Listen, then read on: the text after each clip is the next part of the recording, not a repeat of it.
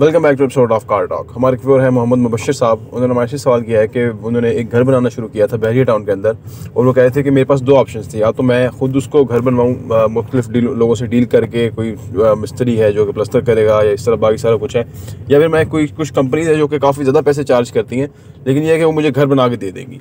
तो मेरे पास दो ऑप्शन थे। मैंने ये कोशिश की कि मैं थोड़ा अपनी सेविंग कर लूँगा इस तरह, तो मैं खुद बनवा लेता हूँ। अब वो कह रहे हैं मैंने बनवाना तो शुरू कर दिया था, लेकिन अब दरमियान में काफ़ी जो हमारे जो मजदूर हजरात हैं वो कभी तो काफ़ी कुछ लेट कर देते हैं काम को, कुछ जो हैं वो काफ़ी ज़्यादा मटेरियल कंज्यूम कर देते हैं उसके अंदर, जहाँ पे इतनी रिक्वायरमेंट होती नहीं है वहाँ पे उतना वो मटेरियल ले लेते हैं, फिर वो उसकी एक सही शेप नहीं ला पाते। तो इसमें वो कह रहे हैं कि जो जैसे आप बिल्डिंग बनाते हैं वो तो फिर आप पता नहीं कैसे बनाते होंगे, आपकी इतनी बड़ी बड़ी बिल्डिंग बनाते हैं, हमारा तो एक घर मुकम्मल नहीं हो पा रहा। तो ये बात करते हैं कि ये कैसे मुमकिन हो सकता है कि आप किस तरह से डील कर सकते हैं। बिस्मिल्लाहिर्रहमानिर्रहीम, अस्सलाम वालेकुम रहमतुल्लाहि व बरकातुहू। देखिए जी, हमारे एक रिजवान साहब हैं डायरेक्टर कंस्ट्रक्शन, वो हर वक्त यही गिले शिकवे या यही इस तरह की मामलात डिस्कस कर रहे होते हैं। पढ़े लिखे इंसान है और बड़ा उनका एक जब्त वाला मामला है, क्योंकि लोगों के साथ डील करना, ख़ासतौर पर लेबर और इस तरह के लोगों के साथ कि जिनके कोई वर्क एथिक्स नहीं है, जिनकी कोई इक़्तिदार नहीं है, जिनकी कोई एजुकेशन नहीं है।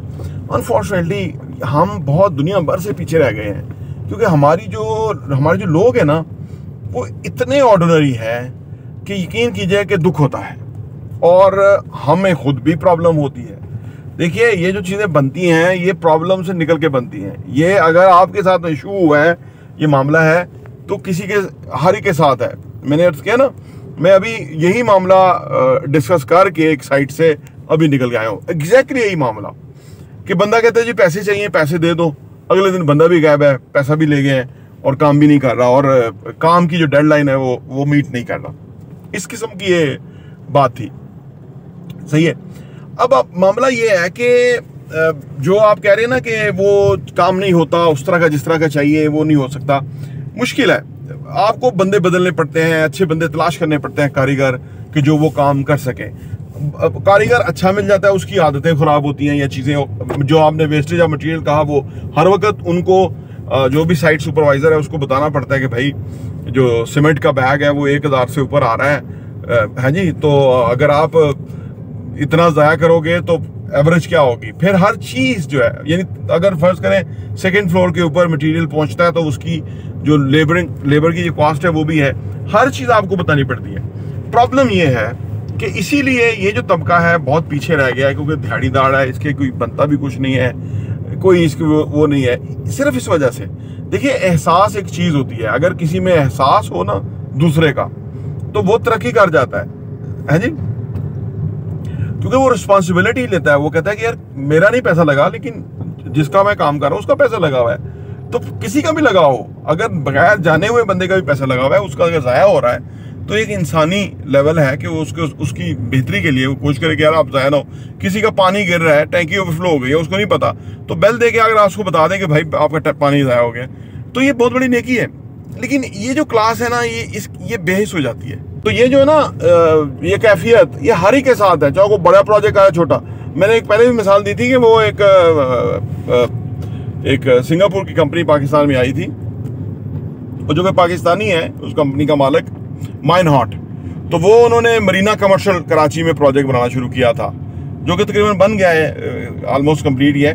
तो वो उसने बताया था कि यार हम सिंगापुर में जो काम करते हैं, वहाँ की तो लेबर जो है वो जो काम वहाँ 1 हफ्ते में होता है, यहाँ 2 महीने में होता है।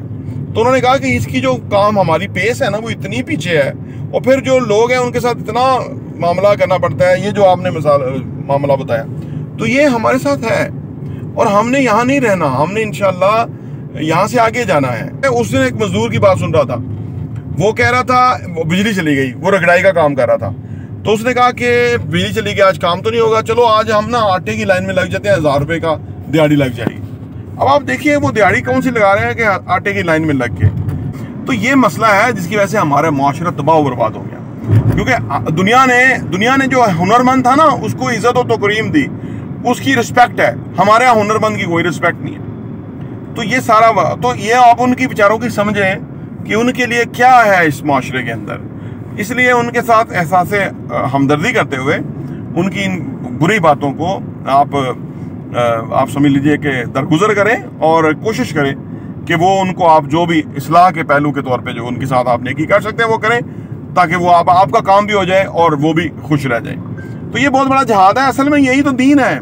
असल दीन तो ये है। ये जो मौलवी नहीं बताते कि जो तरावी 20 है या 8 है, टकरे मारनी है, तो वो तो इसी तरह ही है ना यार। आपने 20 पढ़ी है, 40 पढ़ी, मेरी जात के ऊपर या किसी की जात के ऊपर क्या फ़र्क पड़ा है? हाँ, फ़र्क ये पड़ा है कि अगर आपने हक सच की बात की माशरे के अंदर, आपने बेहतरी के लिए कोशिश की, आपने 1 मिनट भी उसके लिए इन्वेस्ट किया, तो इससे माशरे के अंदर ज़रूर फ़र्क पड़ेगा। प्रॉपर्टी देखने का बहुत बहुत शुक्रिया।